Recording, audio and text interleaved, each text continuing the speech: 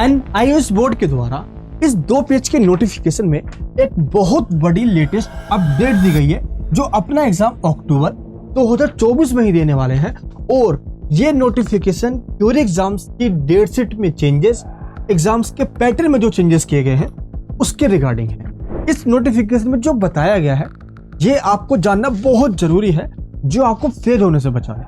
और आज मैं आपको एक बहुत बड़ी सीक्रेट बात बताने जा रहा हूं, जो इस वीडियो को देखने के बाद आपको पता चलने वाली है। इस वीडियो को आप एंड तक जरूर देखना, ताकि कोई भी इंपॉर्टेंट इन्फॉर्मेशन आपसे मिस ना हो जाए और कहीं आप ना हो जाओ फेल। मैं मनीष वर्मा, आप सभी का स्वागत है हमारे चैनल। सबसे पहले तो एक बहुत बड़ा कंफ्यूजन स्टूडेंट्स के मन में ये है कि क्या डेट शीट चेंज की गई है या चेंज नहीं हुई है, तो 2 डेट्स कैसे शो हो रहे हैं। मैं पहले ये डाउट आपका क्लियर कर दूं, अदरवाइज ऐसे कई सारे स्टूडेंट्स हैं जो अपना एग्जाम नहीं दे पाएंगे। अब एक स्टूडेंट का कमेंट आया, आप एक बार इस कमेंट के देखो। इन्होंने लिखा है कि आपके डेट शीट में 25 तारीख को होम साइंस का एग्जाम है, और एक जो दूसरा डेट शीट है जो मैंने डाउनलोड किया है उसके अंदर होम साइंस एग्जाम 26 तारीख को है। तो सही कौन सा है? क्या डेट शीट चेंज हो गई है? क्या आपके मन में भी ये डाउट है? देखो, आपको मैं एक चीज क्लियर कर देना चाहता हूं। अगर आप डेट शीट को देखोगे तो देखिए यहाँ पे क्या लिखा हुआ है, ऑल इंडिया एग्जाम। और यहाँ पे आप चेक करोगे तो जो आपका जो डेट है, जैसे 25 तारीख को यहाँ पे होम साइंस का डेट शो हो रहा है, और ऐसे ही आप चेक करोगे तो एक और डेट शीट है ओवरसीज, और इसमें आप देखोगे होम साइंस का जो एग्जाम है वो 26 अक्टूबर को ही है। तो इनको ये लग रहा है कि डेट शीट चेंज हो गई है। तो आपको मैं ये क्लियर कर देता हूँ कि कोई डेट शीट चेंज नहीं हुई है। आप सभी को सही डेट शीट डाउनलोड करना है, क्योंकि आप NIOS बोर्ड की वेबसाइट पे देखोगे तो यहाँ पे आपको 2 डेट शीट मिलेगी। सबसे पहला डेट शीट होता है ऑल इंडिया का, और दूसरा होता है ओवरसीज का। तो आपके लिए कौन सा डेट शीट है? जो स्टूडेंट्स इंडिया में रहते हैं और इंडिया के किसी भी स्टेट में एग्जाम देने जाएंगे तो उनके लिए ऑल इंडिया का डेट शीट है। आपको ये डेट शीट फॉलो करना है, यानी कि जो इस डेट शीट में डेट दिए गए आपके लिए यही है। और जो इंडिया के बाहर स्टूडेंट्स रहते हैं उनके लिए ये डेट शीट है। तो जो इंडिया में रह रहे हैं तो इस डेट शीट के हिसाब से आपको एग्जाम देने नहीं जाना है। डेट शीट को चेंज नहीं हुई है, बस 2 अलग अलग डेट शीट है, जिस वजह से स्टूडेंट्स काफी कंफ्यूज हो जा रहे हैं। तो ये जब कमेंट आया तो मुझे लगा कि ये आपको बता देना चाहिए, अदरवाइज ये बहुत बड़ा इशू हो सकता है, और क्या पता आप उस डेट पे ना जाकर किसी और डेट पे चले जाओ। और मैं ऐसा कभी चाहता नहीं कि इसका नुकसान हो जाए, तो ये आपको ध्यान रखना है। बाकी आपने अपना हॉल टिकट डाउनलोड कर लिया होगा। हॉल टिकट में तो सब्जेक्ट के आगे ही लिखा जाता है डेट, उसके अकॉर्डिंग आपको जाना होता है। तो पहला डाउट आपको यहाँ पे क्लियर हो जाता है। तो कई लोग इस डर में होंगे कि मैं जितना भी पढ़ लूँ मुझे समझ में नहीं आ रहा, मैं एग्जाम में लिख कर भी आऊँ कहीं फेल ना हो जाऊँ। तो किसी को मार्क्स कम ना आ जाए इस चीज का डर है, तो किसी को फेल होने का डर है। अब जो मैं आपको बताने जा रहा हूँ इसको सही से समझना, मैं कसम से कहता हूँ सारे स्टूडेंट पास होंगे। देखिए यहाँ पे जरा एक बार आप, ये एक स्टूडेंट है जिन्होंने इसी साल एग्जाम दिया था अप्रैल 2024 में, और जब इनका रिजल्ट आया तो जरा चेक कीजिए आप। चाहे आप मेहनत जितनी भी कर लो, थ्योरी के अंदर आपके जो मार्क्स रहते हैं आप जरा चेक कीजिए, 22, 26, 48। अगर आप देखोगे तो आप बोलोगे ये तो बहुत कम मार्क्स है, जबकि इस बच्चे ने पूरी साल मेहनत करी थी, इसके इतने मार्क्स आए हैं।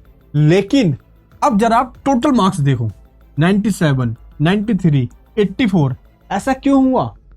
इस स्टूडेंट्स के थ्योरी में कुछ ज्यादा खास नंबर तो आए नहीं, एवरेज मार्क्स ही आए हैं।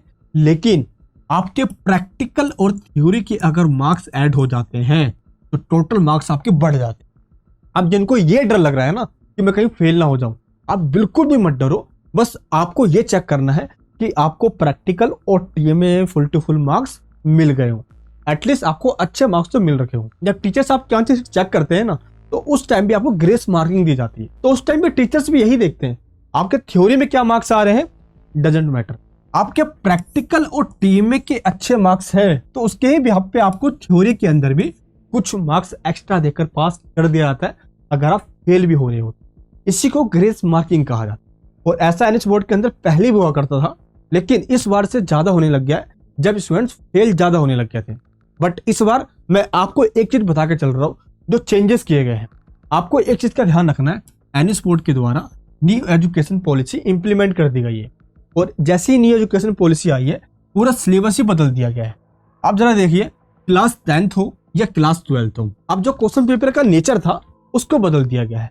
नेचर का मतलब होता है पैटर्न में चेंज आना, तो पैटर्न में चेंज आना मतलब होता है क्वेश्चन पूछने का जो तरीका है उसको ही पूरे तरीके से चेंज कर दिया गया है। अब चेंजेस क्या क्या हुए हैं? चेंजेस ये हुआ है कि पहले क्वेश्चन क्या होता था कि डायरेक्ट आया करता था, ना पहले कोई ज्यादा घुमाते थे, डायरेक्ट क्वेश्चन आपसे पूछ लिया था। अगर बुक्स में हेडिंग लिखी हुई है वही आपको क्वेश्चन बना के दे दिया था। बट अब ऐसा नहीं, अब उसी क्वेश्चन को ये घुमा कर दे रहे हैं और अब आपको ये लगेगा कि ये क्वेश्चन कहाँ से आ गया है, सिलेबस से बाहर तो नहीं आ गया। क्वेश्चन वो होगा उसी चैप्टर के उसी टॉपिक से, बट आपको इस तरीके से घुमाया जाएगा कि आपको लगेगा ये तो आउट ऑफ सिलेबस है, लेकिन आपको कंफ्यूज नहीं। न्यू एजुकेशन पॉलिसी की खासियत यही है, आपको अब अपना माइंड यूज करना है। अच्छा, उस पूरे क्वेश्चन में एक भी वर्ड आपको मिल जाए उस वाले टॉपिक का, उसी टॉपिक उठा के लिख डालो। आया समझ में? मिलता जुलता लिखोगे पास हो जाओ। सोचोगे कि ये क्वेश्चन कहाँ से आ गया है, मैंने तो पढ़ा ही नहीं है, और आप छोड़ कर आ जाओ तो उस टाइम पे खतरा है। एक भी क्वेश्चन ब्लैंक छोड़ कर नहीं आना, जैसे भी आए जितना भी आए लिख कर आना है। इस तरीके से आंसर को आप पॉइंट्स में लिख कर आ जाते हो, पैराग्राफ का यूज नहीं करना बिल्कुल भी, आप इजिली पास हो जाओ। मैं आपको ऐसा इसलिए भी कह रहा हूँ, आप जरा एक बार यहाँ पे देखिए, ये क्वेश्चन पेपर है जो कि न्यू एजुकेशन पॉलिसी इंप्लीमेंट होने से पहले का है, यानी 2015, 16, 17 ये सेम सेशन में ऐसे क्वेश्चन पेपर आया कर। आप जरा देखिए, ये एक क्वेश्चन है, आपको सिंपल इस तरीके से क्वेश्चन दिया गया है। ये हो गया पुराना पैटर्न। अब जो नया पैटर्न है, आप जरा इसमें देखिए, सेम क्वेश्चन है लेकिन जरा देखिए आप, इसमें आपको और ऑप्शन दिया गया है। यानी कि अगर आपको ये क्वेश्चन नहीं आता तो आप बी कर लो, अगर आपको ये नहीं आता तो आप ये कर लो। लेकिन जब पहले के क्वेश्चन में ऐसा आपको दिख रहा है, और का ऑप्शन पहले नहीं हुआ करता, यानी कि अब आप इजिली पास हो सकते हो। दोनों में से कोई एक क्वेश्चन भी अगर आपको थोड़ा बहुत भी आता है, बनाकर लिख कर आ जाओ। पहले क्वेश्चन डायरेक्ट आया करते थे, अब क्वेश्चन इनडायरेक्ट देखिए किस तरीके से घुमा कर आया हुआ है, बट आंसर वही है जो आप पढ़ कर आए हो। बस अब क्या होगा, जो आपके बुक में एग्जाम्पल है, टर्मिनल एक्सरसाइज के क्वेश्चन है, उनके बस ये डिजिट चेंज कर दे रहे हैं। ये देखिए आप, क्वेश्चन वही दे रहे हैं, तो इतना आपको ध्यान रखना है, बिल्कुल घबराना नहीं है। एक क्वेश्चन आपको मैं और दिखाता हूँ। पहले क्या होता था कि 6 नंबर के क्वेश्चन आते थे, ए और बी दोनों सोल्व करना होता था, क्लियर है। लेकिन जरा अब देखिए आप, क्वेश्चन अब 6 की जगह 5 मार्क्स में आएगा, लेकिन ए और बी दोनों में और का ऑप्शन हो, या तो ए करो या तो बी करो। लेकिन पहले ए और बी दोनों करना होता था, क्वेश्चन का आंसर बहुत ज्यादा लेंथी हो जाता। बट अब ऐसा नहीं है, अब आपको ए और बी में से कोई एक ही करना है, और इनका आंसर भी आपको आता होगा अगर आप टर्मिनल और एक्सरसाइज के क्वेश्चन को अच्छे से कर जाओगे। तो हर चैप्टर के टॉपिक के एंड में टर्मिनल, एक्सरसाइज, एग्जाम्पल्स, इनके कुछ क्वेश्चन दिए गए होते हैं, बस आपको इनको सोल्व कर लेना है, और एक बार प्रीवियस ईयर जो क्वेश्चन पेपर आया हुआ है उनको देख लेना है। इन सभी क्वेश्चंस के आंसर आप इजिली दे पाओगे, क्योंकि पैटर्न तो चेंज हुआ ही है, साथ में नेचर भी चेंज हो गया। यानी क्वेश्चन पूछने का जो तरीका है उसको ही चेंज कर दिया गया है। जरूरी नहीं है कि अगर आपको ये क्वेश्चन नहीं आता है तो आप कुछ भी लिख के ना आओ। अगर आप इस क्वेश्चन से मिलता जुलता, मान लो इतना आपने पॉइंट बनाया और इससे मिलता जुलता टॉपिक आपने लिख के आ गया, आपको मार्क्स मिल जाए। जब टीचर्स आपके आंसर सेट को चेक करते हैं तो टी में और प्रैक्टिकल में आपके कितने मार्क्स मिले हुए हैं, और आप थ्योरी में अच्छे से लिख कर आए हो, जैसा भी आपको आता हो, आपको 5 से 10 नंबर का ग्रेस मार्क मिल जाता है,